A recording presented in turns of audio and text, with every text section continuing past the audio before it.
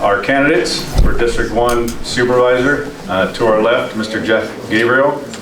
In the middle is Mrs. Trina Oral, and then to our right is Mr. Carl Holscher. We appreciate you guys coming. And thank the VFW board, Post 8988, for unanimously deciding to host this. Okay. We'll start with our opening statements for each candidate. They'll have 5 minutes. And the question, I guess, or statement is, please tell us who you are and why you are running for District 1 Supervisor. Mr. Gabriel, you're up. Great, thanks, Josh. Good evening, everyone. Thank you for the invitation to participate in this candidate forum for District 1 Supervisor. And a special thank you to the VFW Post 8988 for hosting this forum. I have a tremendous admiration for veterans, including my father-in-law, a World War II veteran, and my son. Honored to be here with the best part of Inyo County, its veterans, citizens. Again, my name is Jeff Gabriel, candidate for District 1 Supervisor position. My wife of 31 years, Jane. We have a family of 7.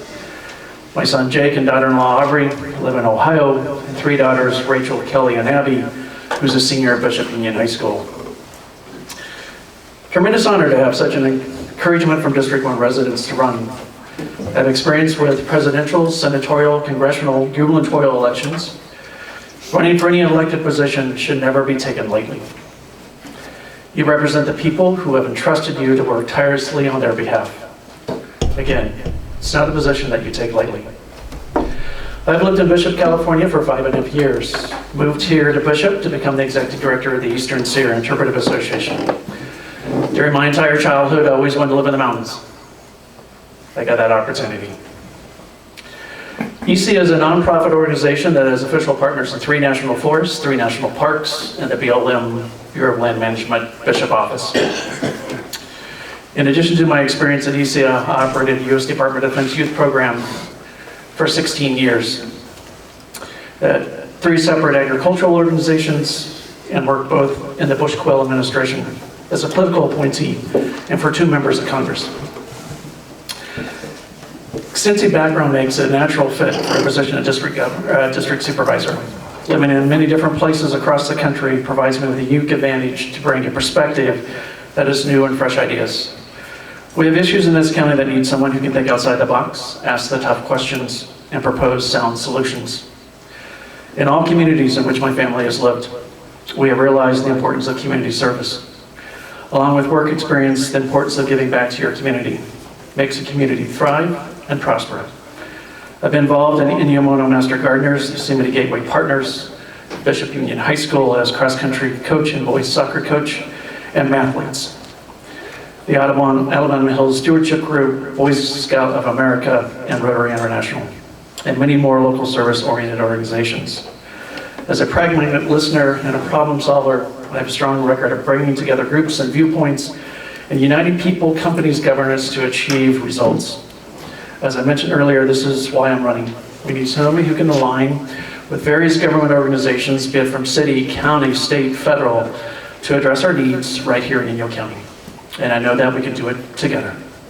Again, thank you for the invitation to participate in this candidate forum. Look forward to the questions provided by the VFW and those in attendance. Together, looking forward to working with you to serve as citizens of District 1, as well as making Inyo County a better place to live and work. Mrs. Oral. Good evening. Thank you. Thank you to the VFW for hosting this and all the other town halls, for giving the voters the opportunity to get to know those who are asking for their trust. I would also like to sincerely thank every single person who's sitting in this room for taking the time out of your week, out of your day, and for wanting to know who's asking for your trust in order to represent you at a local level. Each level of government has a different purview.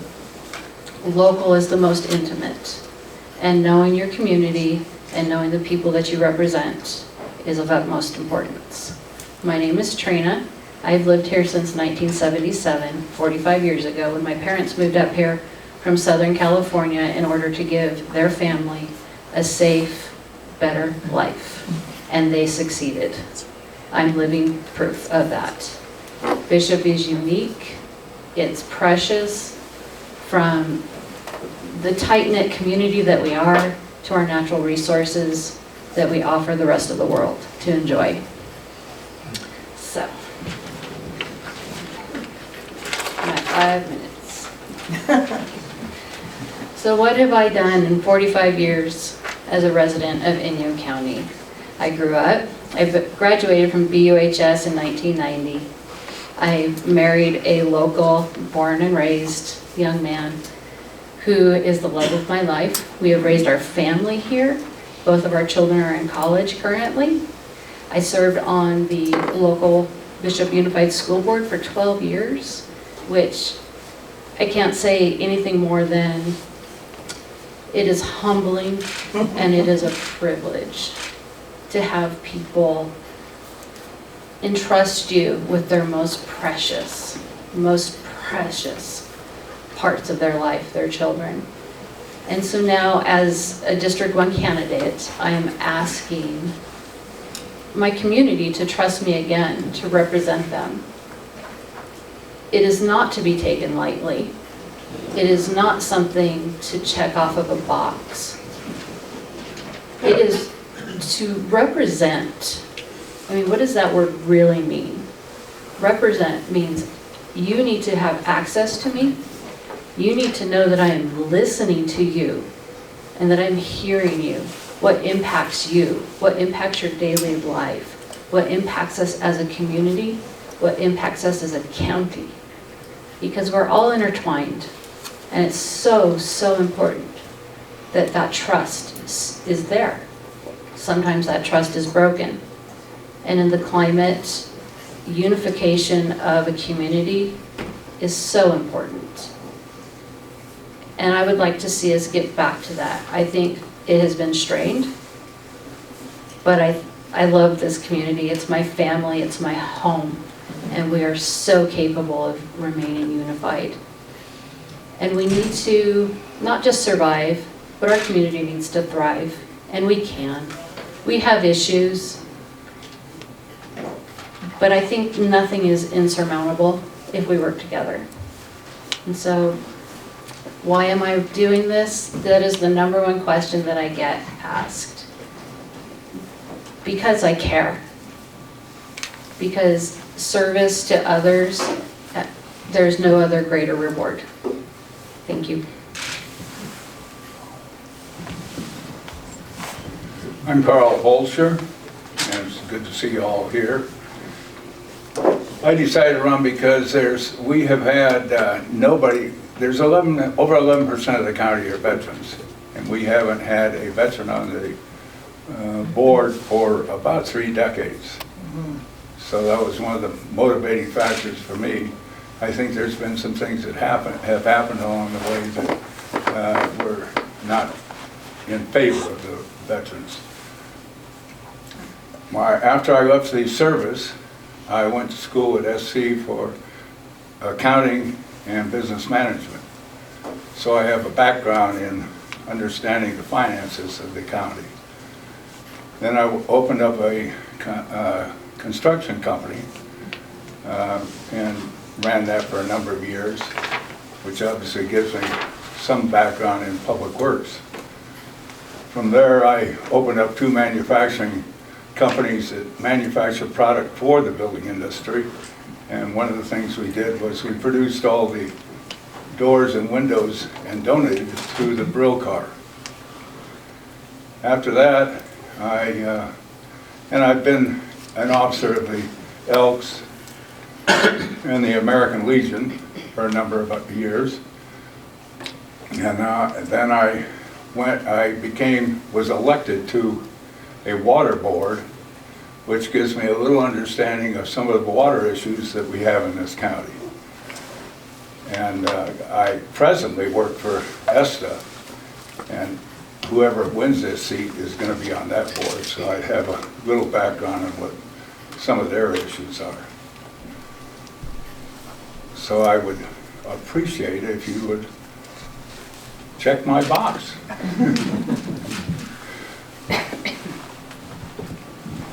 Thank you, Carl. Thank you, Trina and Jeff. Okay. The next round will be our questions from our vets. The first few will be veteran focused, and then a little bit more general after that. You'll have 2 minutes, and I'll do my best to give you the 30-second and 10-second flyers up here when you get close. Okay, Trina, you'll be up first. This one's a little lengthy. Okay. Many of us, and if anyone needs it to be repeated when it's your turn, just let me know. Many of us, including governments, put our money where our priorities are. According to Inyo County's 21-22 budget, the overall budget is $126 million. The total budget of the Veteran Service Office for Inyo County's portion is $103,770. To put that in perspective, county's budget, and the county recently gave nearly that same amount to AMACA. Even if you add in Mono County's contribution and other state and federal funds, the total is $175,289. That is 0.13% of the total budget. As Mr. Holscher alluded to, it is estimated the veteran population in Inyo and Mono County is between 9 and 11%. This budget priority has been the case for many years. Would you be willing to change the priorities of our county to help our veterans? If so, how will you do that? And if not, why not?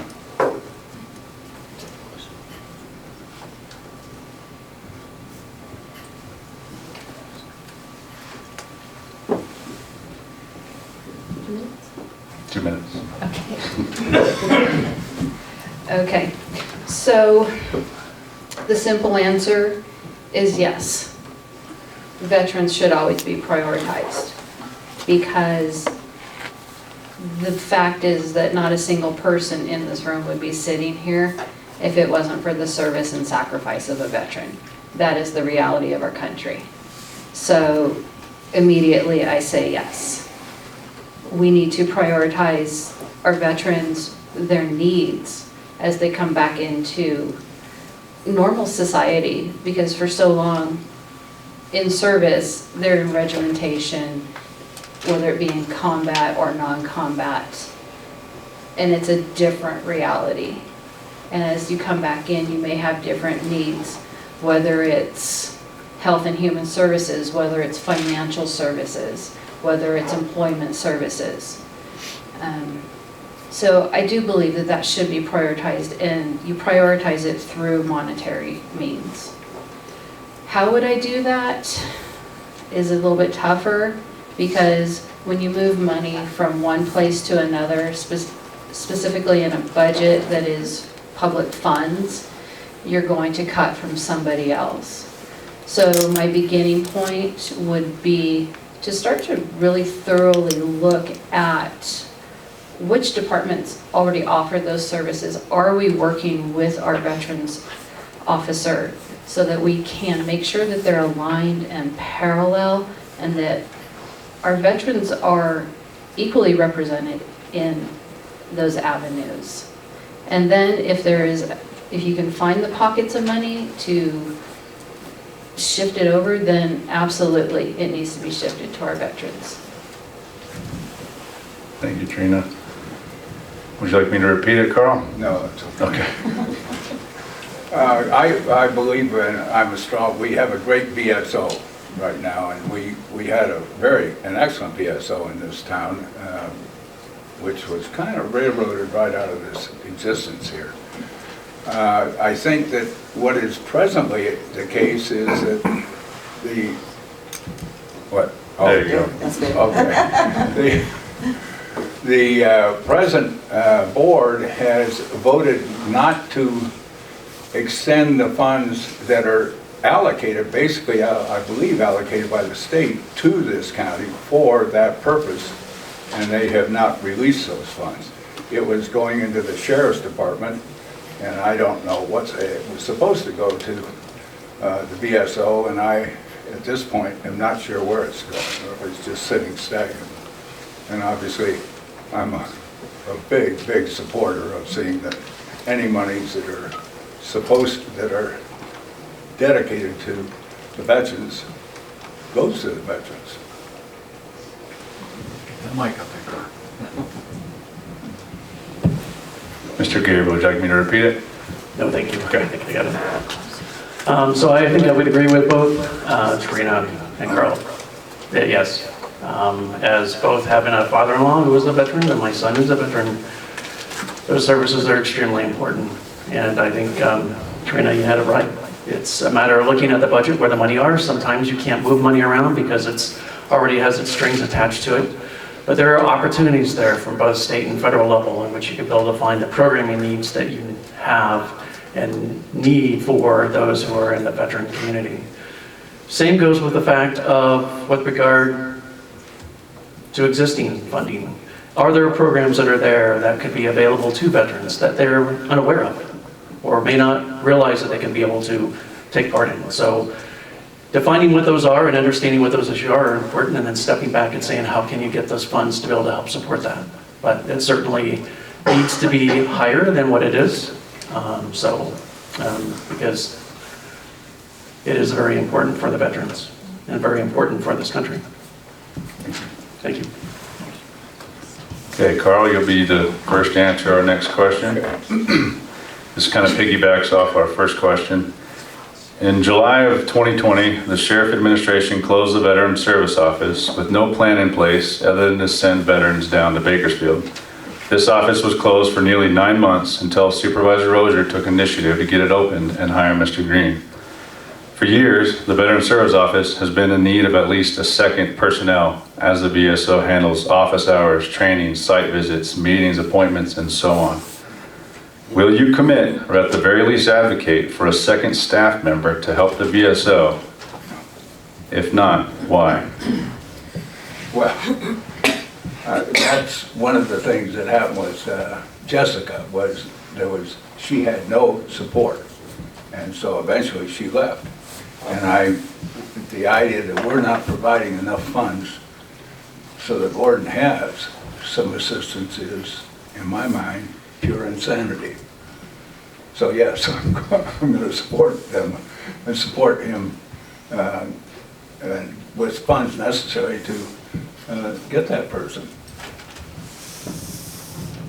Mr. Gabriel. Would you like me to repeat? If you could. In July of 2020, the Sheriff Administration closed the Veteran Service Office with no plan in place other than to send veterans down to Bakersfield. This office was closed for nearly 9 months until Supervisor Rozier took initiative to get it open and later hire Mr. Green. For years, the Veteran Service Office has been in need of at least a second personnel as the VSO handles office hours, training, site visits, meetings, appointments, and so on. Will you commit, or at the very least advocate, for a second staff member to help the VSO? And if not, why? Well, I would support for having that staff. And we had the most recent state that I lived in, Kansas. You have the luxury of having an armory in every single county. The Starbase program that we had the Veterans Office right in the armory for the Kansas National Guard. So it was a service that was provided, and we'd have a number of veterans that would come in and have an opportunity to experience the kids in the classroom that were going through the program. So it is important to have that resources, and even there, they were short. You only had one person that worked in the office. So the need for having the right type number of staff to be able to provide the services is very important. Some of that can be done through grants. Some of that can be done through working with American Legion, VFW, to be able to find those resources and be able to help support the county in providing another resource.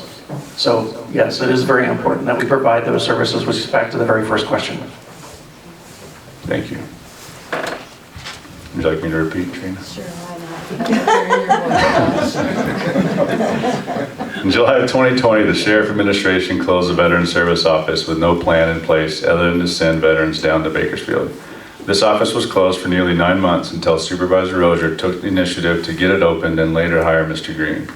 For years, the Veteran Service Office has been in need of at least a second personnel as the VSO handles office hours, training, site visits, meetings, appointments, and so on. Will you commit, or at the very least advocate, for a second staff member to help the VSO? And if not, why?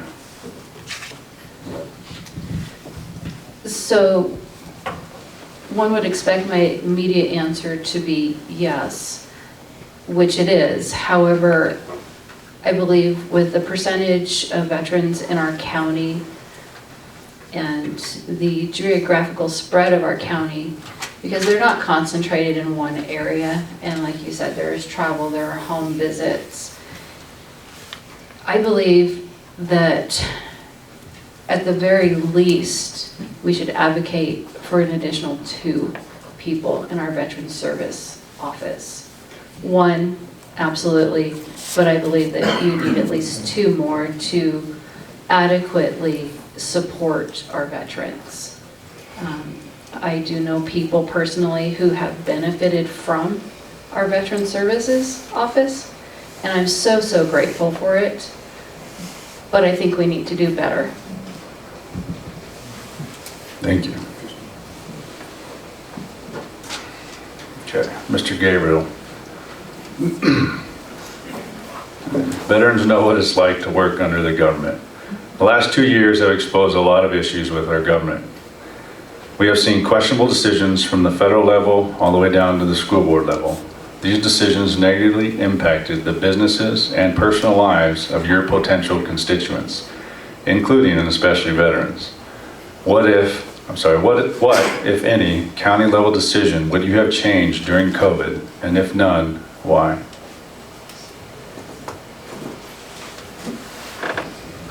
Oh, that's a big question. Certainly don't know every decision that the county supervisors made over the last 2 years and what impact it had. So it's difficult to give a response to them. But I can say that the most important part is looking at the constituents. What can you do to make it easier for them to transition through things? I don't think anybody expected what has happened the last 2 years. No one could have expected that. It happened. But you have to step back and go, okay, it's here. How do we address it? What do we need to do? How do we need to help our public health officials? How do we need to help the citizens? How do we need to help our businesses? And I think this community really did. If you look at what the Rotary clubs did in Bishop, they provided thousands of dollars to help businesses. You look at on Facebook with regard to restaurants who weren't open, but could provide meals that you could have delivered or you could go pick up. So I think the community as a whole came together and found the solutions to be able to get us through those 2 years. So again, I don't know specifically what decisions the county may have made or could have made differently, because no one had a roadmap. We were all going blind.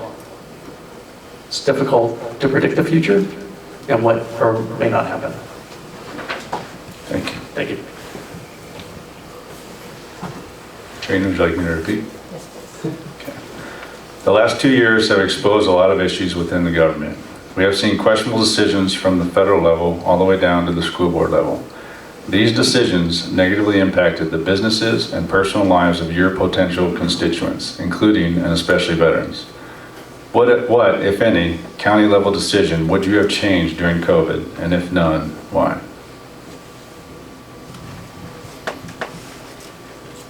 So I recently was interviewed for The Sheet, and one of my quotes was that I would not want to armchair quarterback such decisions. And I do stand by that because I am not privy to the extensive information that the supervisors were privy to at that time. You're also asking to question health and department decisions based on what I'm assuming is solid scientific information. I would, however, have liked to have seen more information, less fear-driven decision-making processes, out in the open, transparent, so that people didn't feel so betrayed by their local governments. And I don't believe that that was the intention, but it is a fact. And yes, our community did pull together, and yes, we did limp along. I think that we could have perhaps looked at some different financial incentives for some of our small businesses.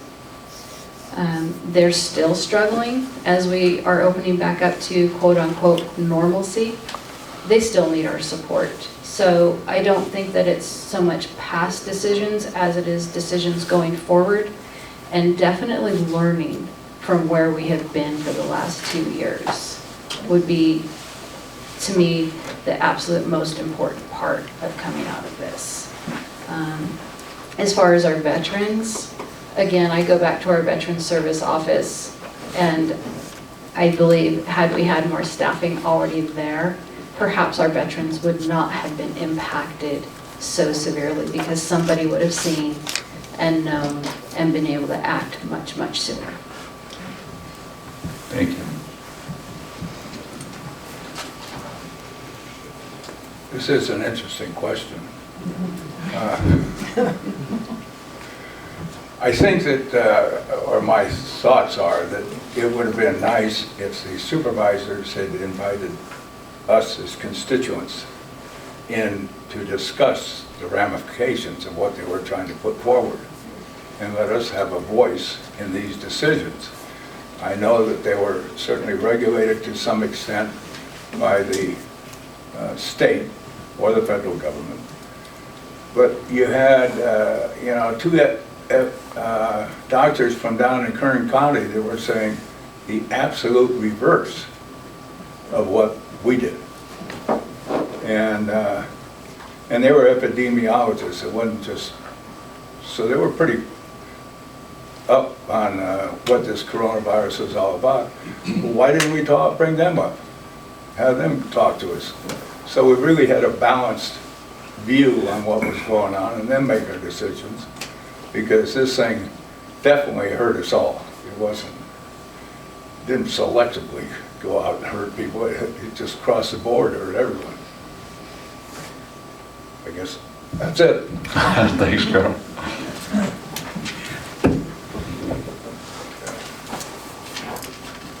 Trina, you're up. All right. I think it was mentioned earlier, you can't have freedom without veterans, and you can't really have veterans without freedom.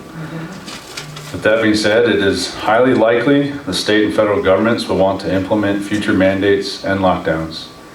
Do you agree with lockdowns, and why? And if not, how will you stand against the state or the federal government when they want to issue blanket mandates that A, don't help, or B, don't apply to Inyo County?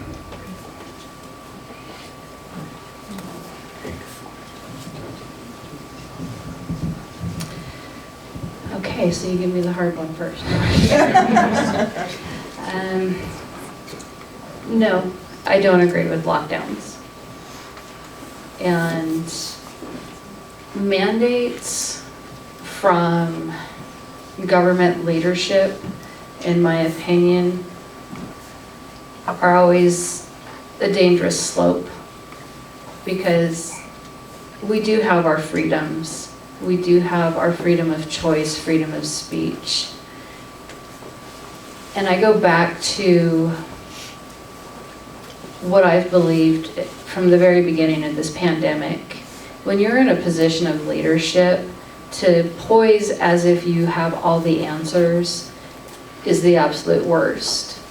It is always better to stand in front of the people who've trusted you to represent them and say, you know, this is what I do know, this is what I don't know, and this is our best estimate of what's going to keep us safe and get us through this.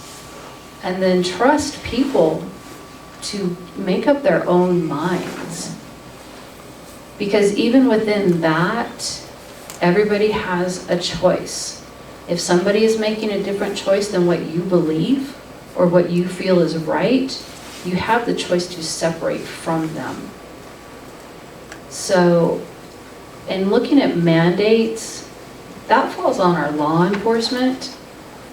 And to ask them to enforce something that is unenforceable, I think is just, it's unreasonable, and it is a misuse of valuable resources that can get us through very, very trying times.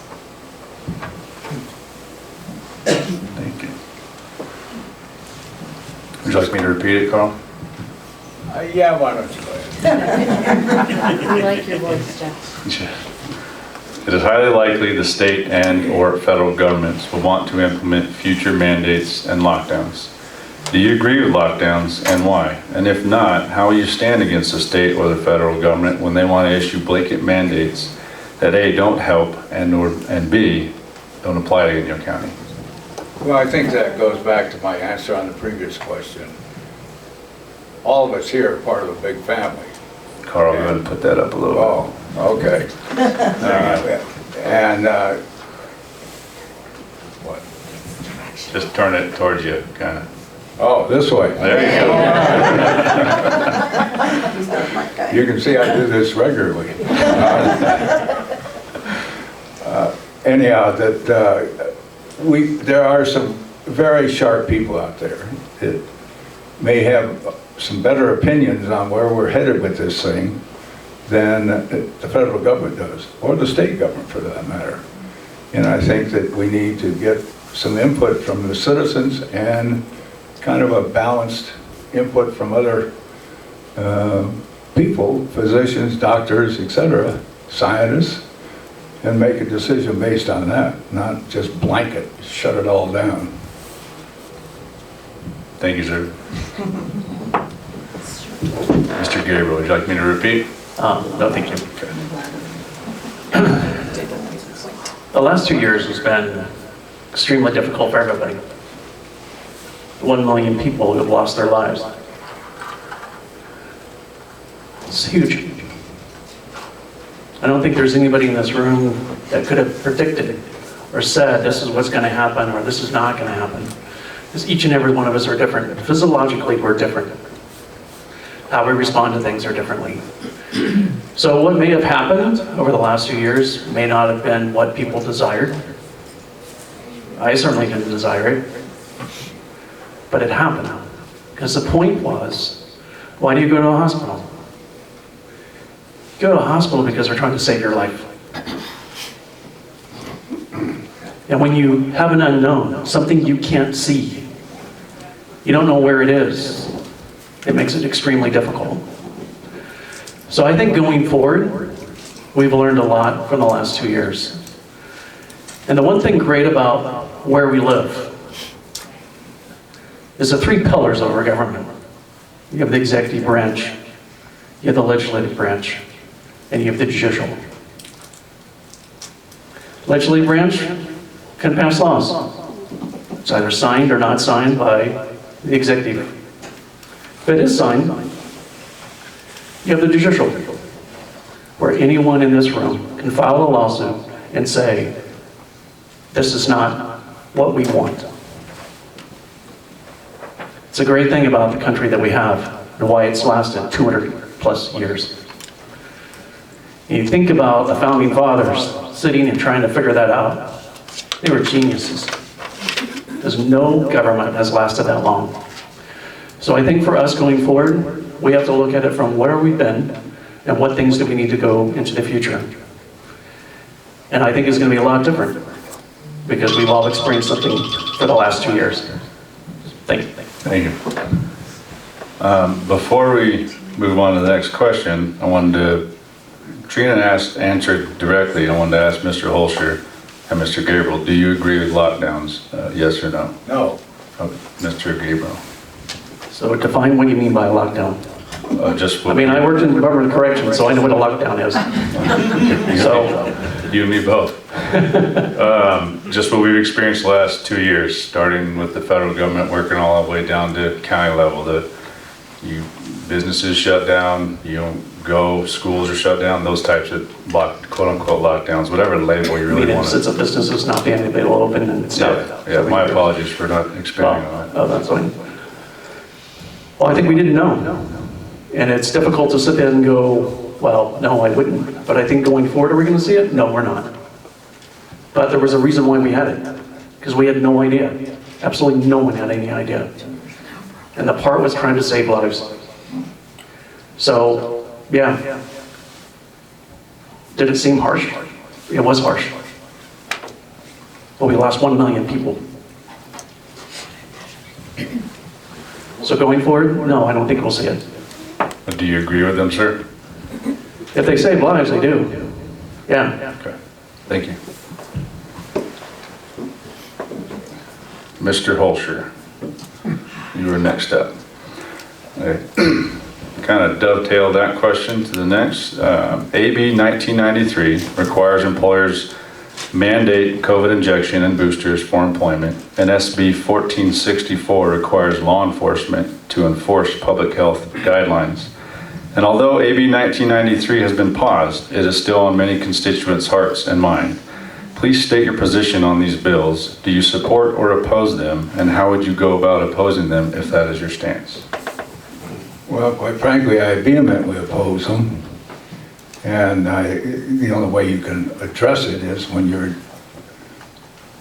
there's a whole group of folks that you're going to have to satisfy with this. I think that if you want to get vaccinated. But to force it as a part of your job, to me, is just pushing things a little bit over the edge. So no, I'm not for mandating vaccine. And sir, how would you oppose those bills should they come down? As a sitting supervisor, I don't know, as a sitting supervisor, whether you necessarily, I think, I'd have to look at the bill and think about, can we avoid doing this? Are there some areas that we can look at and say, no, we don't have to do this? I think too often we don't. I'm not so sure that maybe we shouldn't go to Sacramento at times and face these people face to face and say, hey, we're not on board with what you're deciding here. And there's a lot of us that disagree with it. And there's a certain deal about freedoms that everyone has a right of choice. So I'm vehemently opposed to it. thank you, sir. Mr. Gabriel, would you like me to repeat? Yes, please. AB 1993 requires employers mandate COVID injection and boosters for employment, and SB 1464 requires law enforcement to enforce public health guidelines. Now, although AB 1993 has been paused, it is still on many constituents' hearts and minds. Please state your position on these bills. Do you support or oppose them? If you oppose them, how would you go about doing that if that is your stance? Well, I think it gets back to what Carl, without having to read the bills, you don't know everything that's in there, so it's difficult to say yes or no without knowing that. But I can say with regard to requiring vaccination, that should be a choice. If a business asks for their employees to be vaccinated, that's a choice of the business. Gets back to the freedom. You can either do it or you not do it. But again, what are the devils in the details? What's actually in the bill? My time spending in Congress, we'd write the Farm Bill every year, and it was over 1,000 pages. As a staff member, did I read the whole thing? No. But I'd call my other staff members that I knew and said, you do the peanut part. What's in there that's a benefit to us? Or the soybean? Or the conservation reserve? So it's difficult to know without reading the legislation to know. But with regard to that one, and with regard to mandates, they're mandates. They're not law. So it's up to the county sheriff to decide, and their office to decide whether they will or they will not. And I think in most cases, they have not. So, yeah. And what you just said there really leans towards discretion for law enforcement. Exactly. Do you support the discretion that you just mentioned and oppose something such as requiring law enforcement to enforce the public health guidelines? I think it's the discretion of the sheriff's department. Okay, thank you. Mrs. Oral, would you like me to repeat? No. Okay. I'm good, thank you. So I absolutely oppose both of these bills because freedom of choice, bodily autonomy doesn't exist in a space when it simply agrees with our opinion. It has to be pristine, stand on its own at all times for all subjects, including employment. I do believe if you read a little bit deeper into these bills, it's not just requiring employers, but also independent contractors like myself would be required simply to go to work and work with my clients. That is not right. It is not the government's decision what I do and don't do with my body. My clients have the choice to ask me and the choice to continue to pay for my services or not.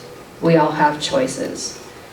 In opposition of that, what I would do, we have the opportunity within our democracy, every single one of us, first of all with our vote, and then with our elected representatives, we write to them, we express our opinion. They are representatives of us. That is their job.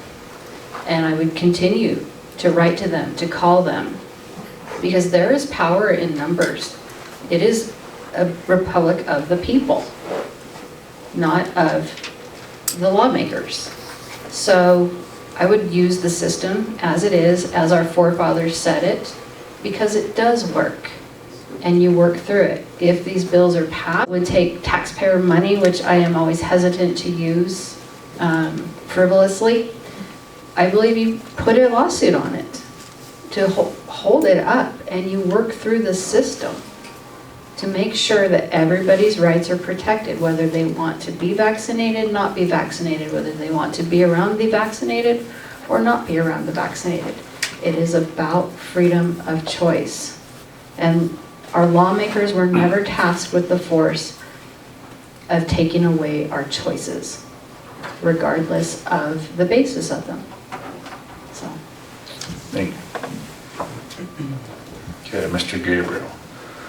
Inyo County is no stranger to water right disagreements. Ranchers and farmers are the lifeblood of the United States, yet often get caught in the middle of water right battles and legislature.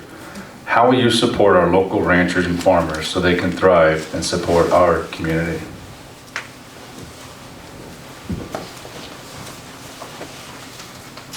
Well, they are. Coming from the great state of Kansas, 99% of our land is private. We have a lot of farmers and ranchers.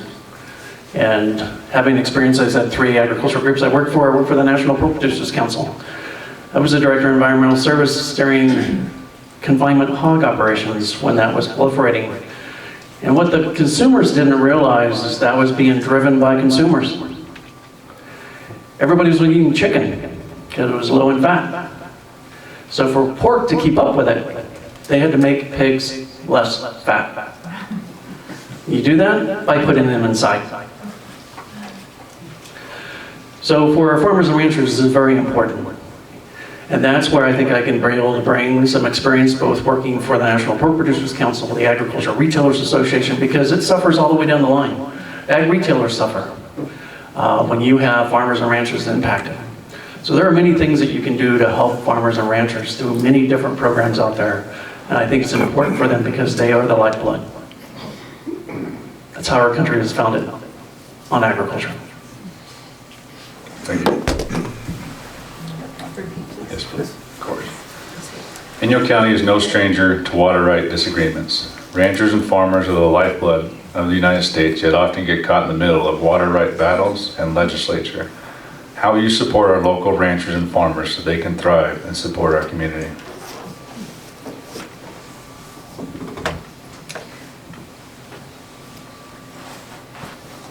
I think the crux of that issue would be to ensure that we're utilizing every path available to us to support them. Because when we talk about water right battles, we're talking about private companies, we're talking about private land, water use of one person versus another. So I believe you need to look at your federal government, what is available for ranchers and farmers across the country. There are subsidies, there are programs, there are grants to ensure that they are supported and that they're not going under in hard times, because you can't control drought, and oftentimes drought leads to a reduction in water use, and that's when it affects our farmers. That's when it affects our ranches. You see the fluctuation in prices of different crops. And so you need to keep an eye on that. You need to keep in communication with your local agriculture so that you know what's going on, so that you can meet their needs, find the ways to meet their needs. Because experience of one program in the past doesn't necessarily mean you're going to know how to deal with something in the future. Animal agriculture is different than plant agriculture. And so it's a matter of listening, understanding, and knowing where to find the help for them.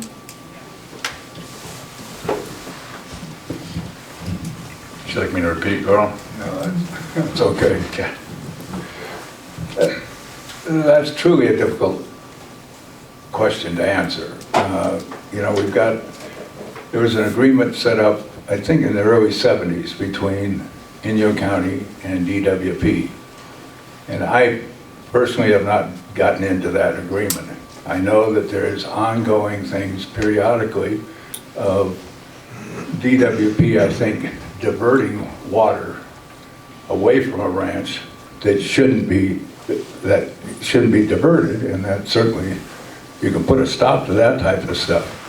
But without, you know, really understanding the agreement between the two parties, I don't know that I can make a good legitimate answer.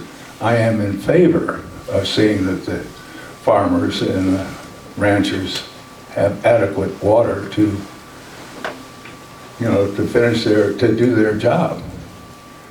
But I don't think I can truly answer that question. Thank you. Okay. Trina, you're up. What is your definition of public safety, and what is your vision for keeping our community safe in 2022 and beyond?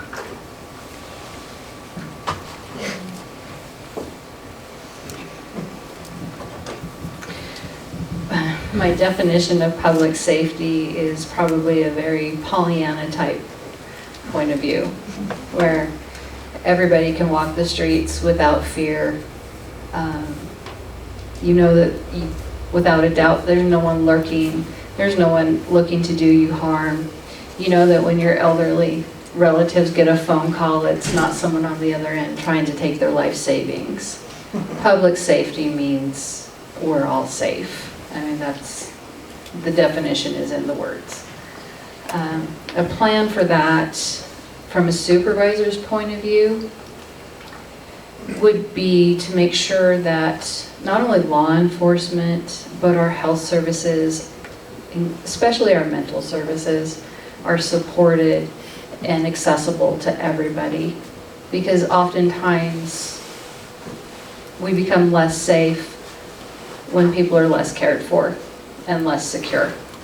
And so I believe that by knowing what impacts people, what brings them to a place where they might consider something outside the law that could do harm to others, it's better to be proactive than reactive, especially on public safety in all aspects.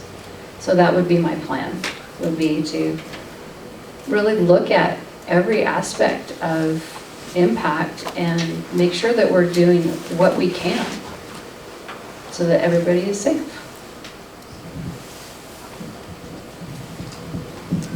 Well, my answer is going to be very quick, and I agree with Trina. Mr. Gabriel. Making it tough, Carl. It's an interesting question, public safety, because I've lived in cities like Washington, D.C., Kansas City, St. Louis. So living here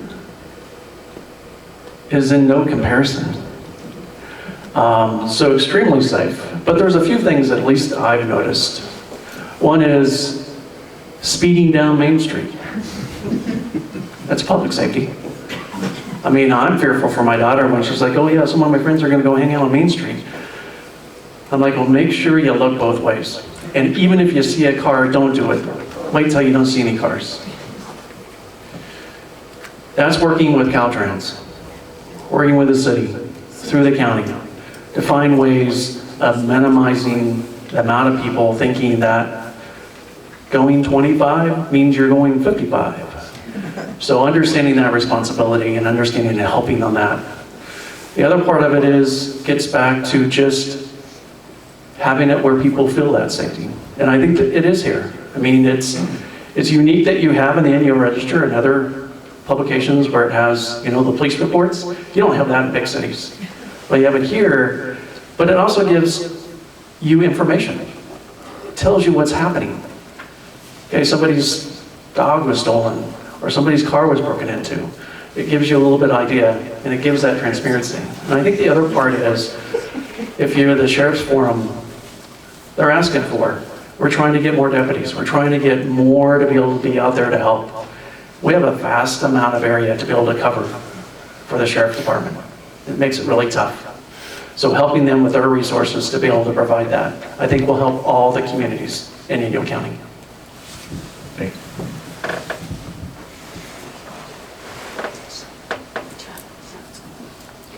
Okay, we'll do one more question before our break. If you haven't submitted, make sure you get your questions in the back. Okay. Now I'm with Mr. Carl. Thank you. Pretty basic question. Leadership is important to veterans. Can you describe your leadership style?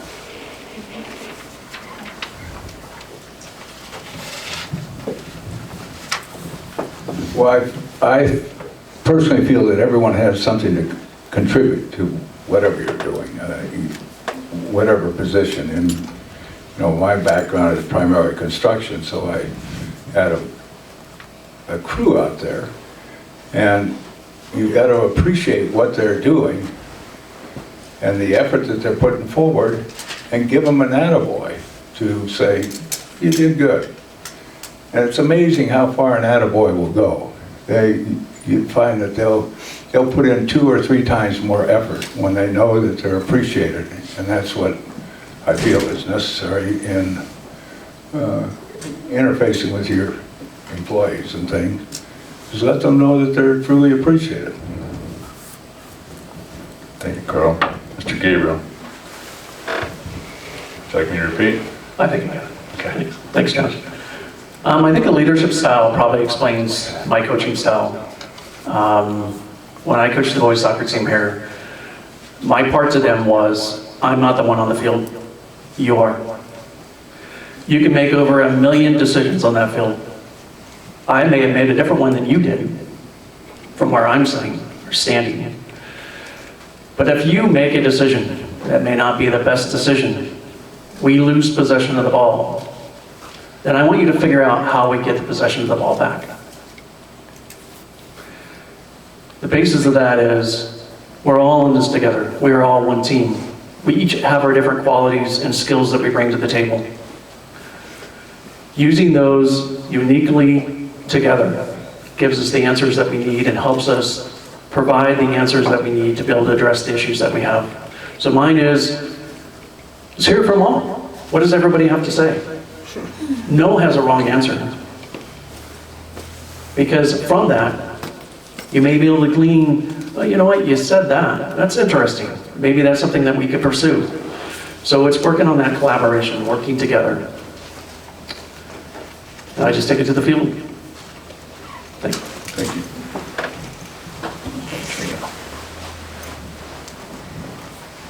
So I would label my leadership style as one that is based on communication and trust. Because the people that I work with on, for lack of a better word, team, but you're talking about a governance team.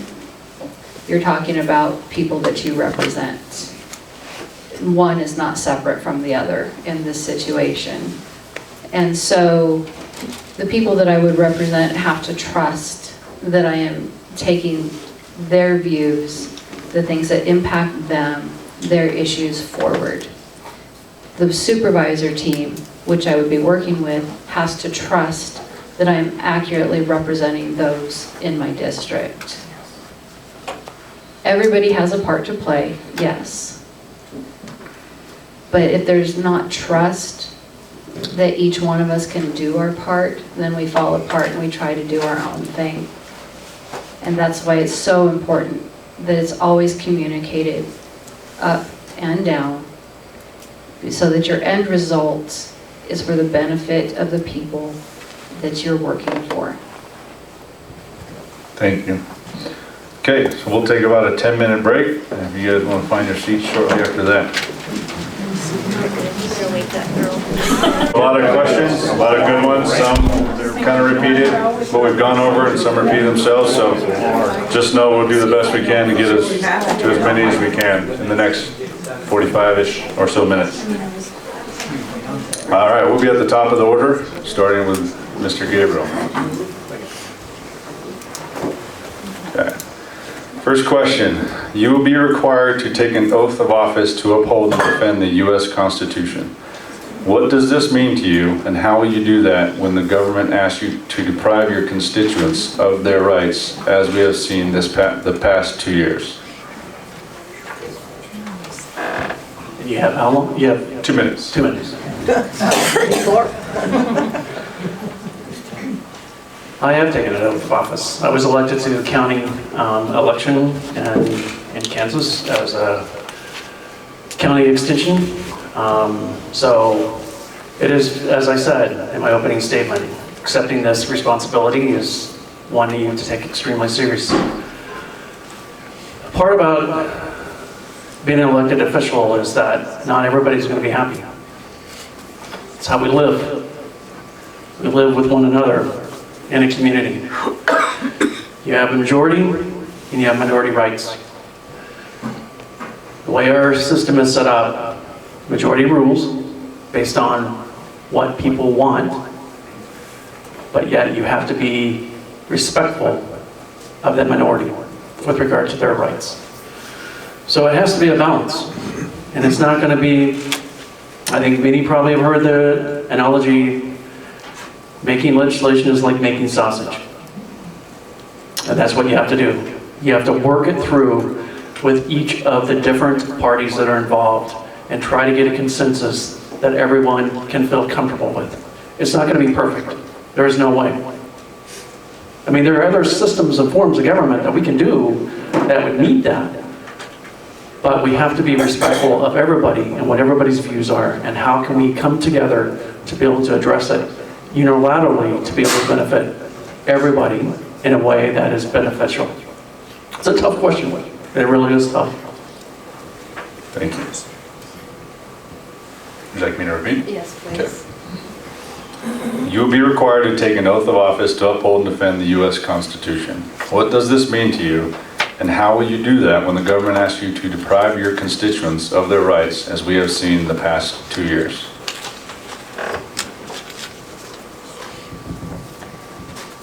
So every elected official in this country takes an oath of office.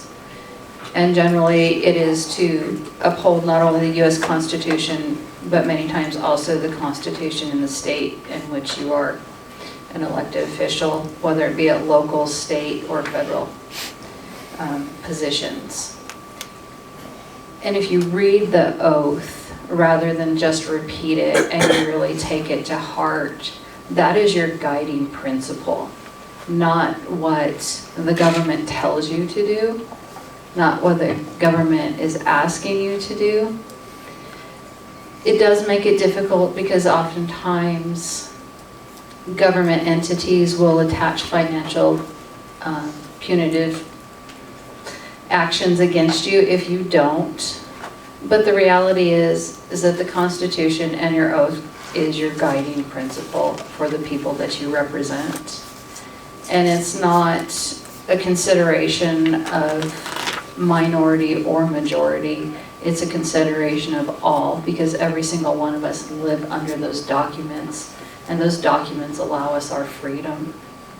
And so when the government does things that people feel are overstepping and infringe on those freedoms, is when you have to look at the Constitution that you have taken that oath under, evaluate it, and ensure the freedom first. And if you are going to choose not to follow, you work with law enforcement. You go back to your lawmakers and you work with them and you converse with them and say, this is unconstitutional. You cannot do this to the people that I represent, and you need to go back to the drawing board. Thank you. Well, obviously, I went in the military to support our Constitution, so I feel very strongly about it, and it bothers me to see what goes on in Washington, how they trample our rights. I typically keep with me a pocket Constitution so that if something comes up, I can just review and see, are you on the right side or the wrong side of this issue? So I'm a huge supporter of the Constitution. And some of the other, like Jefferson and some of these people have wonderful thoughts to kind of keep us going, hopefully going in the right direction. Thank you.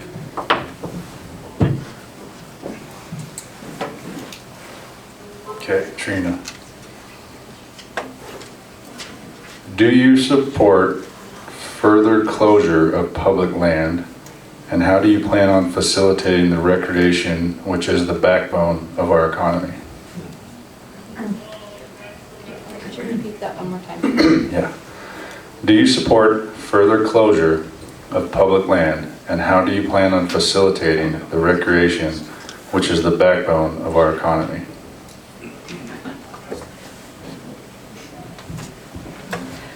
No, I do not support further closure because it is the backbone of the tourism, the economy that has always been Inyo County's trademark. We have such vast resources that are unmatched nearly anywhere in the world. And so to limit that, there's no reason. I do believe that they need to be managed, they need to be respected, and to facilitate that recreation, you're working with entities, both private and government, and it comes down to partnerships, comes down to communication, and it comes down to mutual benefit. So in order to protect our environment, because it does need to be protected, we can't just go in and do what we want and leave our trash. That's not okay. That's not responsible. But at the same time, we need to be able to enter our public lands and enjoy their beauty and the recreation that they offer. So I would say that we need to continue to work with the different entities that govern those lands and make sure that we're supporting each other for mutual benefit of use. Thank you. Well, it's always kind of amazed me that we have millions of people out here, and there's a select few that decide, well, we're not going to let them go in here. But you went in there, you know. It was kind of, they attacked the pack stations, you know. There used to be, I think it was one of the environmental groups, the largest pack train that ever left this county was their pack train, and I think it was 100 mules. Yet, don't let anyone else do this. Well, it's kind of control what we're doing here. And it's interesting that their mindset is kind of, well, let's take Mammoth Mountain. I'm sure that there was a whole argument about going out, having that mountain and creating the ski slopes and things like that. Obviously, it has worked from the standpoint it has brought millions of people in to enjoy that environment and see the beauty of this valley. So I'm obviously very hesitant to close down any more lands because I don't see any devastation going on right here. The thing I enjoy is the environmentalists are looking at the beauty of the landscape, yet they put windmills up so that you have to look at those ugly things. Or you get down in the Mojave and we're protecting the desert turtle, we're gonna cover the desert with solar panels and kill the damn turtle. I mean, that to me is just absolutely asinine. Thank you, Carl. Mr. Gabriel. Yeah. Yes. Thanks, Josh. Do you support further closure of public land, and how do you plan on facilitating the recreation, which is the backbone of our economy? Well, I'm not sure what the question means by closure. Our federal lands are open to everyone. But the one thing about it, if you love them too much, it doesn't matter what happens then. Because if you destroy the natural resources, it takes hundreds of years for it to react and come back. So it is important to have it managed properly. It's not to close it, but to manage it properly. And to provide the avenues that people can be able to use the resource different on their recreational needs. I know people who have been here for a long time said I used to go to the Buttermilks. Nobody was up there. I could go walking. You go on a weekend, there are a lot of people up there climbing. Because they only know one place. Because their experience is the first time here. And so they know, oh, I go to the Buttermilks. Not realizing there are other places they could go climbing. So the part is education, getting people to be spread out so we don't overlove our resources. I think that's the important part. It's not about closure. It's about responsible resource management. And that's working with federal, state, and county to provide those opportunities for everybody to be able to use the resources. At the same time, though, making sure that you spread out the population. Because you have people concentrated in very specific areas, ruining the natural resources. One, because they don't understand what they're doing. They're thinking that a street cleaner is going to be coming along and cleaning up their trash. Not realizing that, no, you need to pick it up, you need to pack it out, you need to take it with you. So it's a part of looking at our resources and having it available to everyone. And protecting those resources so that your children, my grandchildren, great-grandchildren will be able to deserve and appreciate those natural resources.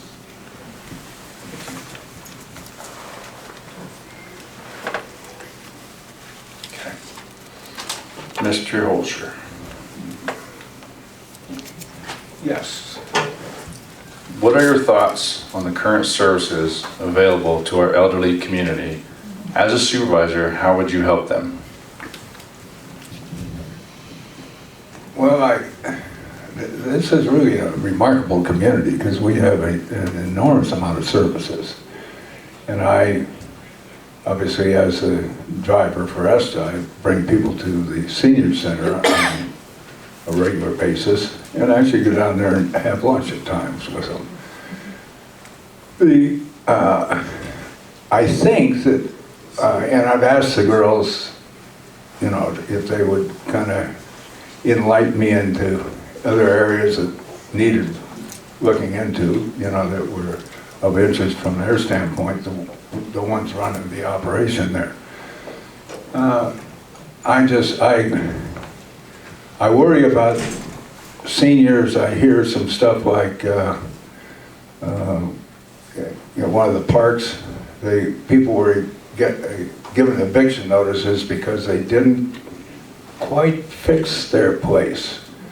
And in this case, it was primarily elderly. Those types of things bother me.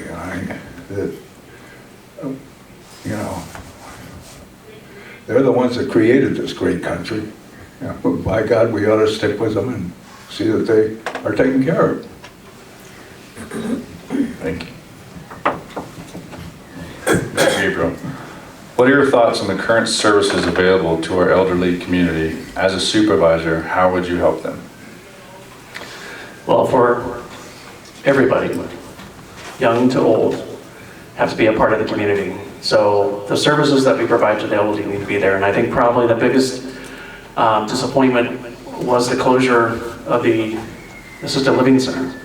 That is so valuable, particularly for many people who lived here that had parents that were there or had somebody that was in there, that they had to move them completely to a different location some distance away. So that's very important to be able to make sure that we provide that back and provide opportunities for them. Because the more that you give them things to do and opportunities, the more enjoyable it is. And those are things that I think that need to be improved, need to be identified and enhanced. So those programs that have a benefit to the much wiser population needs to be something that we focus on. Thank you. Yep. What are your thoughts on the current services available to our elderly community? As a supervisor, how would you help them?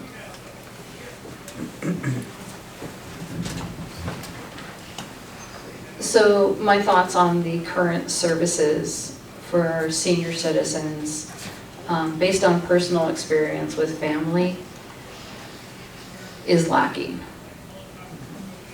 And while I generally have a view where I like to see government limited in its reach, I believe that in this instance, when you see something like Sterling Heights about to close, this isn't something that happens overnight.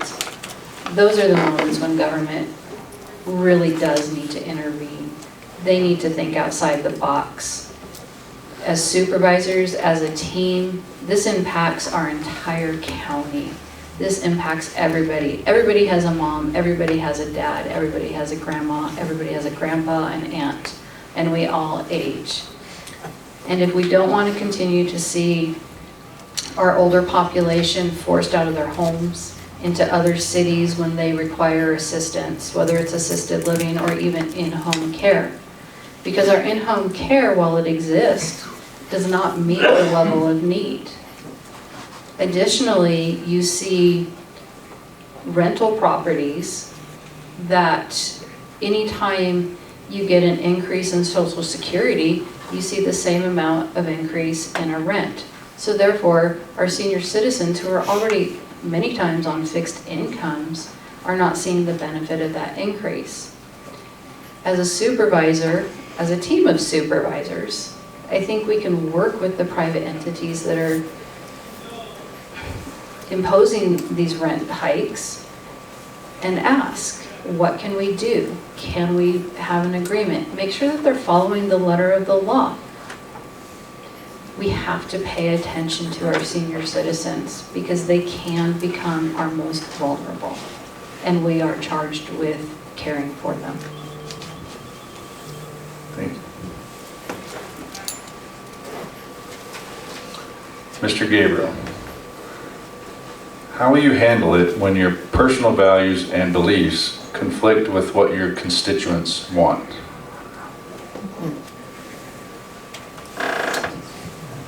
You're elected by the people. It doesn't matter what I think. It doesn't matter what they think. The constituents of District 1, those are the people that matter the most. I'm not representing myself, I'm representing them.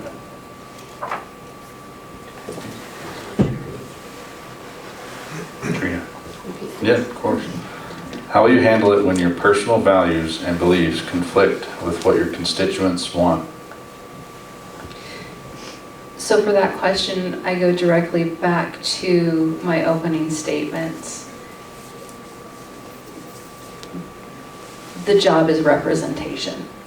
The job is not what Trina wants. The job is District 1, I'm accessible, I am listening to you, I am truly hearing you, and I will stand firm in what you're telling me that you want. I will, however, make sure that I'm going to research any issue, that I'm going to garner as much knowledge and information as I can so that I am not misguided in that representation. And I need to have the conversations with the people who elected me on a regular basis so that I'm not just standing there representing 10 people who happen to call me, 100 people who happen to call me. There are over 3,000 people in each district. We have to represent them all. My own personal views, my own morals, of course, are going to guide some of my voting, but ultimately, it is in representation of the people that I'm elected by and that have entrusted me. And that is the job. Thank you. You want to say that little beauty in You you? got it. How will you handle it when your personal values and beliefs conflict with what your constituents want? Well, in District 1, I don't believe my beliefs are in conflict with anyone. If that is true, then I would certainly sit, just listen to get input and say, you can talk anything out. I mean, that's the idea that you can't sit there and have an exchange ideas and take a different approach to something is silly, but I feel very comfortable about that. Thank you, sir. Okay. Trina. The Bishop Airport is in District 1. What would you do? 1, bring partner jurisdictions in to help sustain the airport long-term? And 2, would you commit the county to subsidies to ensure year-round commercial air service?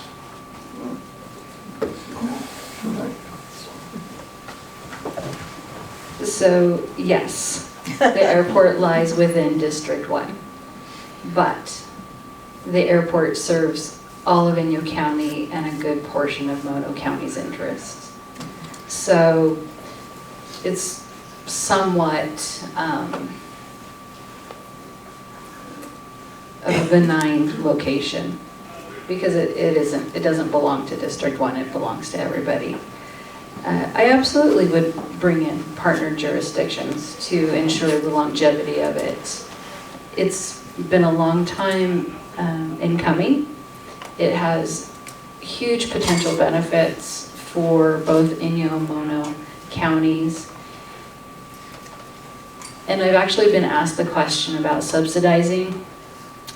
And I would say that if there's a direct correlation of benefit to our economy and our small businesses, and would have a positive impact on the people of Inyo County, then yes, I would.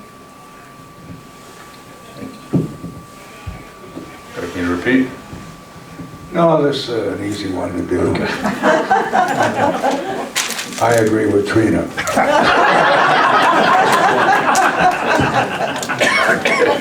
Mr. Gabriel. Carl. I would say that Trina is correct. It is in District 1, but it is for all of Inyo County, most of Mono County, and other surrounding counties. It is a really nice convenience to have than it is to drive 4.5 hours to either Vegas, 5+ hours to get to LA, 3.5 hours to get to Reno. It is nice to have that. But I think we have a lucky part in this. As long as we have Mammoth Mountain, we're going to have air service. It's just a matter of getting people to use it because they are subsidizing it based upon the number of individuals that are on the flight. That's why we still have San Francisco starting in June, because the plane was fairly full each time it was coming to and from San Francisco. LA is another question, to work on them to be able to use the air, not the drive. But again, it's very positive for the community, and I think having that link to Mammoth Mountain and having that opportunity of where you get to that economic development, you have a purpose and a reason for it to be used, I think is really valuable. And I think the county should be integrally involved in it, and it's appreciative that it was able to make the move of the airport from the Yosemite Mammoth Airport down to here, because it's perfect air flight. Runway was built during World War II to train aircraft. It's the same in many airports around in small communities that were built for large aircraft. And we have the value of having the runway not have to be rebuilt, doesn't have to be redone, in the sense of only improved. So we have the infrastructure to be able to do that, and the Thai restaurant, I think, is enjoying it immensely. Okay.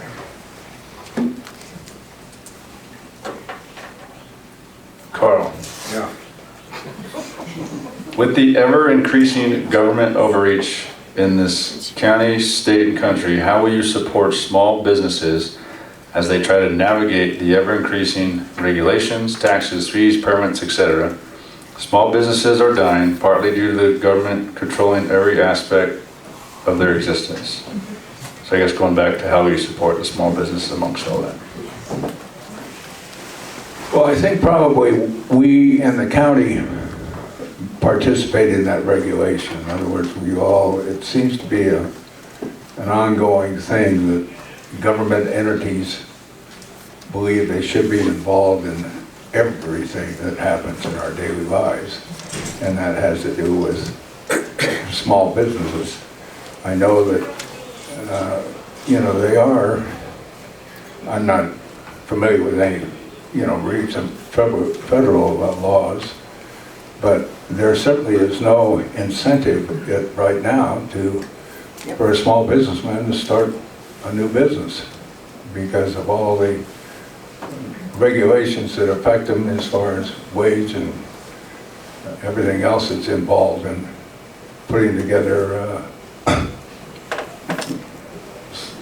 certain laws as far as construction's concerned and everything else. It's a very, very difficult area to get it. It's kind of like getting into a minefield, I think, and when you decide you want to get into a small business and start it, you're going to get beat up pretty good. It'd be interesting to go over the local regulations and see if we couldn't reduce some of those. And maybe we're capable of going to Sacramento and saying, hey, this doesn't work for a small community. I'm not so sure that we shouldn't get all the supervisors for all the small counties in Northern California at times and go to Sacramento and say, it's got to stop. We can't afford it. Thank you. Mr. Gabriel, I'll summarize it a little bit more. How will you support small businesses as they try to navigate the ever-increasing regulations, taxes, fees, permits, etc., and the ever-increasing government overreach? Two things on that. I think probably the county should be appreciative and celebrate the Business Resource Center that came here to Bishop. I think that's a tremendous value. Some people think, oh, you run a nonprofit. Well, I run a business. I have 30 employees. The only difference is that from the Internal Revenue Service perspective, it's like you don't have to pay your income tax on money that you make as an organization because you're benefiting the community. It's the only difference. So for me, I run a small business. And it's challenging for me, particularly when I get the assessment from the tax assessor and trying to fill that out. Okay, well, I'm not sure what we bought. I think we got this. I don't know what the value of it is. I think this is the value. And then where does it go in what column? So it would really be helpful to have more, and maybe that's some of the attributes that you might find in the Business Resource Center. But I think for businesses, it's a matter of just helping them through. What can we do to be able to help you? What do you need? What assistance would you need? And the other part is INEO Associates.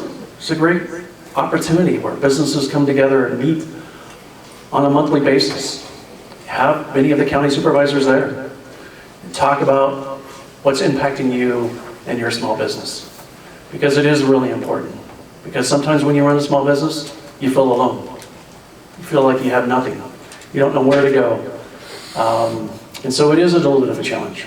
And so I think from a county perspective and what county supervisors can do is be able to provide opportunities to be able to help the small business with regard to the questions that they might have. And sometimes they don't even know what their questions are. But I think having that opportunity to share that information that they want to know is very important.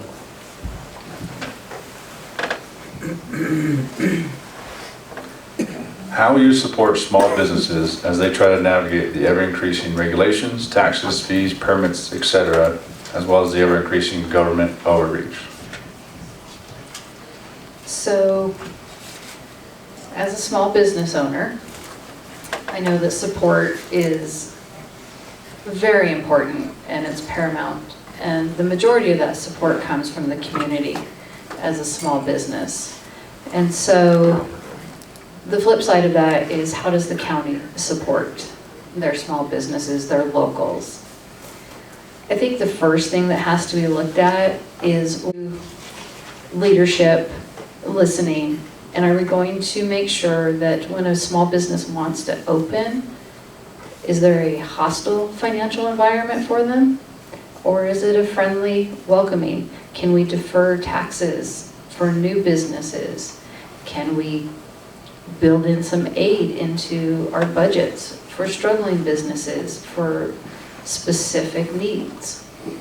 It's looking at the needs, listening to those small business owners, and adjusting what we do for them on a continual basis. Thank you.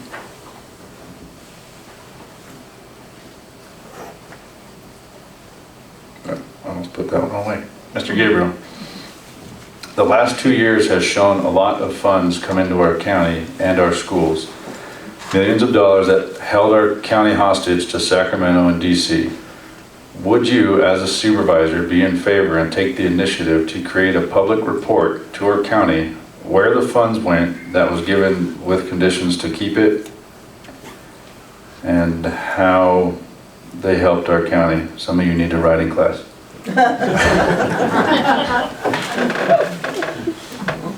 Did you get all that? You want me to? Could you? Yeah. Yeah. Okay, the last 2 years has shown a lot of funds come into our county and our schools, millions of dollars that held our county hostage to Sacramento and DC. Would you, as a supervisor, be in favor and take the initiative to create a public report to our county where the funds went that was given with conditions to keep it, and how have they helped our county?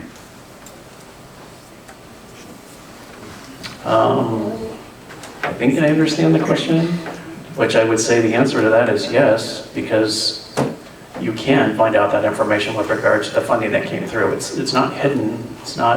It's available for public viewing. So it is available. And if it needs to be a report that makes it more clear, absolutely, because it is federal funds. It's public funds. It's tax dollars.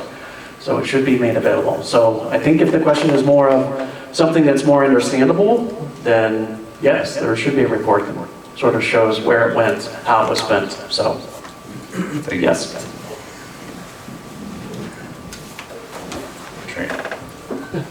I'll make you repeat this one. So, every single tax dollar that flows through every single government entity is first earned by the taxpayers. And that has to always be in the forefront of a decision-making process. And as elected officials, we are accountable to the people who have earned those dollars. So absolutely, not only am I in favor of a report being developed, I believe that these types of reports should exist on a regular basis. It shouldn't be special during a pandemic. It shouldn't have any kind of condition on it.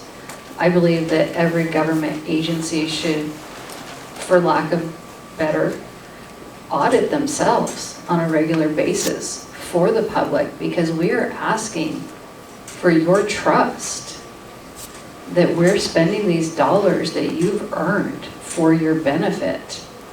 And so therefore there should be such crystal clear transparency. There should be nothing hidden at any time, not a single penny. There are things that you can't disclose about personal interactions with employees.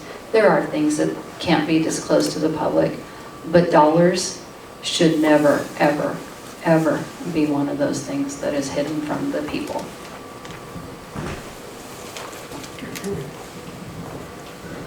Well, I absolutely agree, and I think in some cases there should be a forensic audit done on some of these departments. I know that one of our local entities here has $10 million that they don't want to divulge where it came from or where it's going, even though somebody has gone in and actually asked them. and they still refuse to come up with the information. And that's obviously our money. So they should be very free with explaining where the money came from, where it was going. So if they insist on doing this type of thing, I hate talking about forensic audits because they're not free. But, you know, sometimes you have to do these things to get people in line. Or I guess the fear of having it happen, that you could uncover maybe some other shenanigans if they step up and say, yeah, here, we'll give you a report on this. Okay, Trina, how would you address county infrastructure needs given a declining skilled workforce, i.e. project managers, engineers, heavy equipment operators, diesel mechanics, etc.? There are millions of infrastructure dollars available from federal legislation, a one-time opportunity.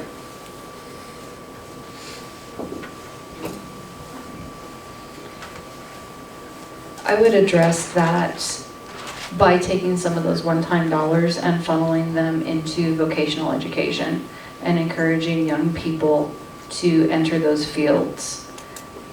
Not everyone needs a college degree to make a life.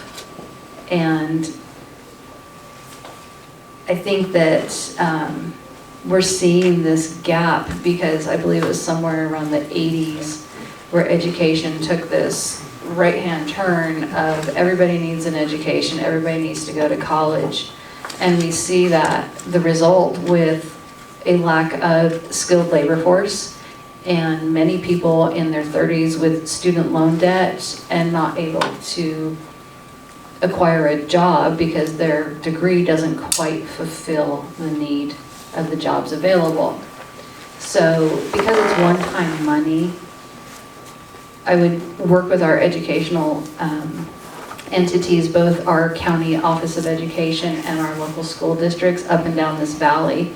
We're so fortunate that we have our FFA in this area. That's a skill set. We talked about farmers and ranchers earlier. That's also declining. That's part of infrastructure. That's part of our economy. And so I would divert some of those funds back into education for our young people of understanding what these vocations are, what they can mean, and what they can do with it to benefit themselves long term. I'm really encouraged when I see a lot of our young people starting to go to lineman school, welding school, so forth and so on. So that would be my plan. Real quick, Trina, as a former school board member, and then you're seeking the office of Board of Supervisor, how do you link those two separate government entities to hopefully lift up ROP and CT and all that stuff? That's simple. The two entities come together. They create MOUs so that there's an understanding of exactly how those funds would be spent within the educational community. And there would be accountability back to the supervisory board to ensure that they're being spent properly. And hopefully, we would have some of the young people who would go into those vocations come back to our board meetings, to our supervisors meetings, and say, hey, your funding allowed me to do this, and this is the job that I have, and this is what I've been able to do with it, so thank you. And in turn, I would just be pleased as punch. In 12 years on the school board, did you see a Board of Supervisor attend?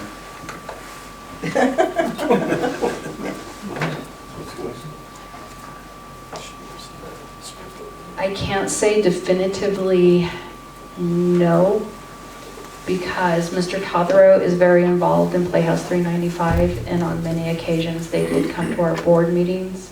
And at one point, I believe it was the Slager Foundation that donated a sound system, and he is integral to that particular system for the arts. And so I believe he was there. Thank you for letting me have the follow-ups. You want us? I'll repeat, sir.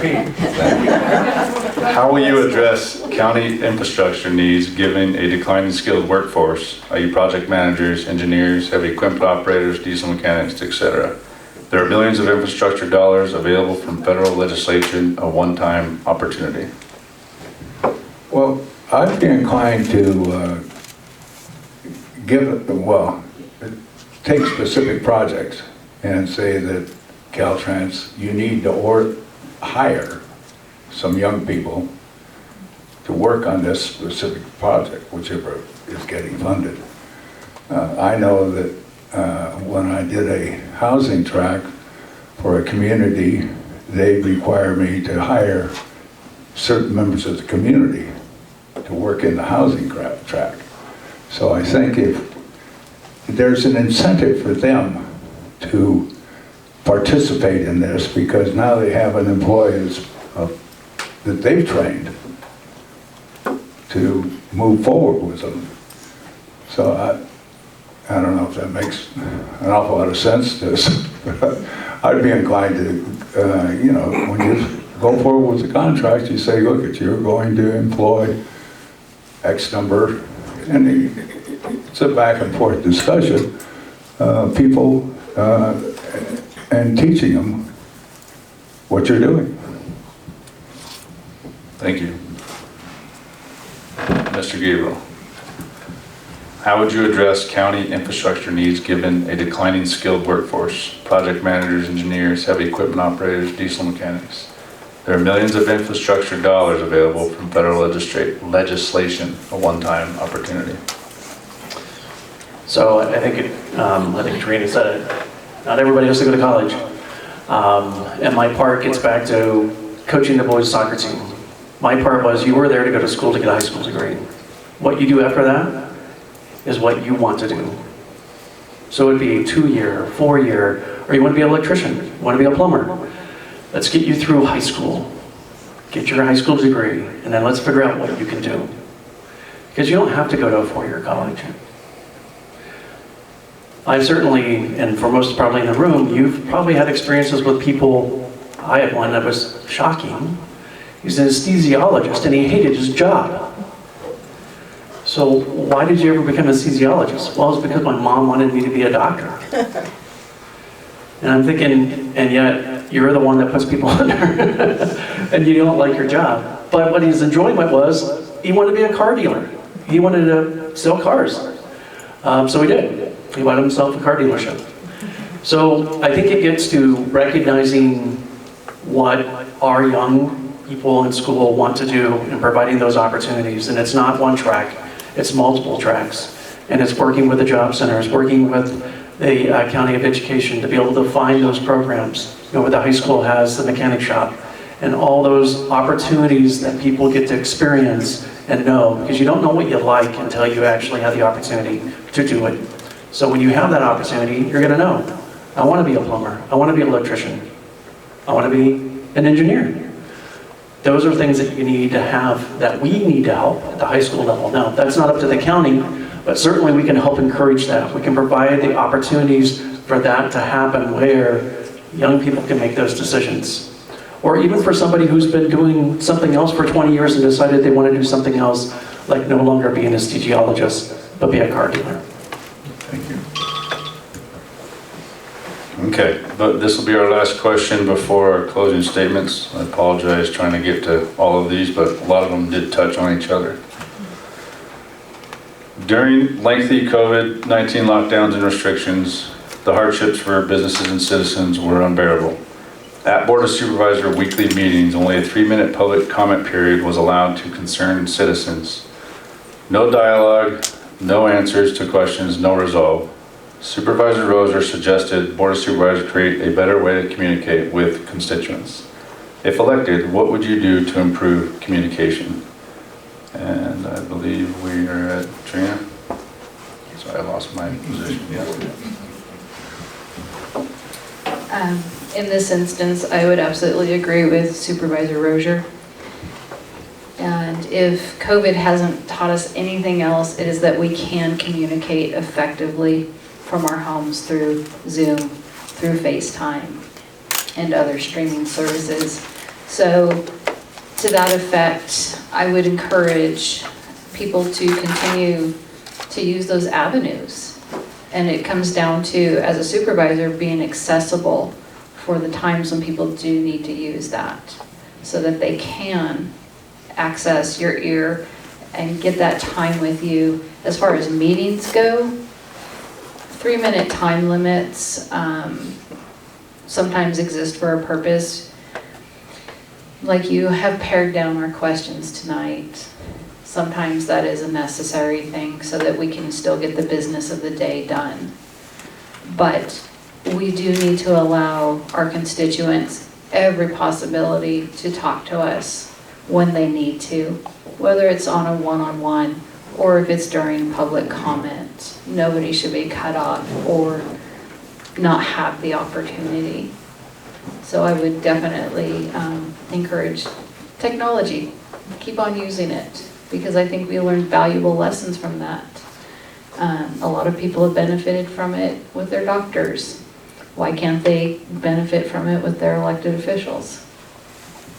Thank you. Would you like me to repeat, Carl? No.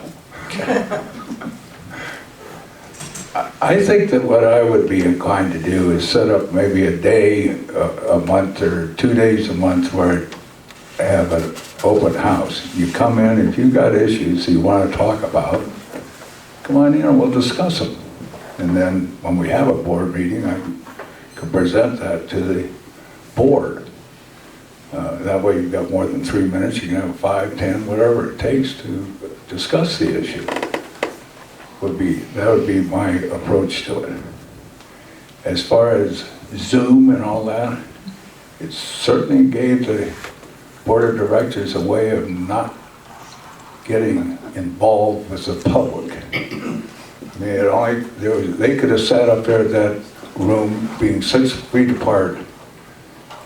And I have never been in there when there was more people than you couldn't sit 6 feet apart. I think you could have sat 10 feet apart.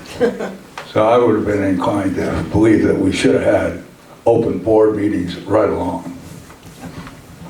Thank you. Mr. Gabriel, would you like me to repeat?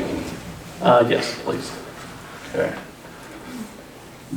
I'll sum it up a little bit. At Board of Supervisors weekly meetings, only a 3-minute public comment period was allowed to concerned citizens. No dialogue, no answers to questions, no result. Supervisor Roser suggested the Board of Supervisors create a better way to communicate with constituents. If elected, what would you do to improve communication? Well, I think it gets back to the meetings have to be productive, and you have to have a certain limited time. But as an elected official, you need to go to the people who you are representing. You need to go to them, not them coming to you. You need to go to them and say, what is it? Here's whatever issue it might be. What can I do? What are your thoughts? And that's, I think, more important than it is having them come to a county meeting. It's a lot more important to be able to have those conversations beforehand, as well as the fact as potentially afterward, in the sense of going, here's the decision was made, what may be the implications, is there something we need to do differently? But I think it's actually going to the constituents and finding out what they need, because not everybody can be able to participate in Zoom. Not everybody can actually drive there. So going and touching them and figuring out what it is that they have and what's important to them is, I think, the most important part. The 3 minutes isn't necessarily the important part. It's what happens before, what happens after. Thank you. So at this point, we will do closing statements. We'll go from my right to left, starting with Carl. 2 minutes, sir. 2 minutes? Well, it's been delightful spending a little quality time with you folks, and I hope you learned something, and we'll vote accordingly. Now y'all go home and take, rest in anticipation of the vote. Thank you. To you, Trina. So I would like to reiterate thank you to every single person sitting in this room tonight for taking the time to participate in our democratic system. It is our lifeblood, and it is so, so important. I'd also like to thank you for the questions that you've put forward. They're relevant, they're thoughtful, and they're important because it is what impacts you. So thank you so much for posing that to us. I hope we have given you some answers and given you some food for thought as you go into this voting season, not just in June, but also in November. This is a big year. The midterms are always a big year. And I'm always the only word I can think of is delighted when I see people participate and truly care about the turnout, and they cast their vote because every vote counts and is precious. So thank you. And Mr. Gabriel, floor is yours. Well, I would like to thank the VFW 8980 Post for putting on the forum, and as well thank all those that came, because it is correct in that we have a wonderful system. We have the opportunity to vote, and we have outstanding candidates, Trina and Carl, that are here, as well as in District 3 and in your county supervisor's position, for the sheriffs, So it is of importance that you participate. There was a member of Congress that I knew that always would say, you can't complain unless you vote, which is so true. You can't complain if you don't vote, because every vote is important. So I'm asking for your support on June 7th. And again, thank you to the VFW and thank you for all that were here. Appreciate it. All right. Thank you to the candidates for taking the time to coming out, for everyone else for the board approving this. And then quick note, if those that didn't get to attend, it will be posted on our VFW Post 8988 Facebook page for those that want to watch and listen. Thank you.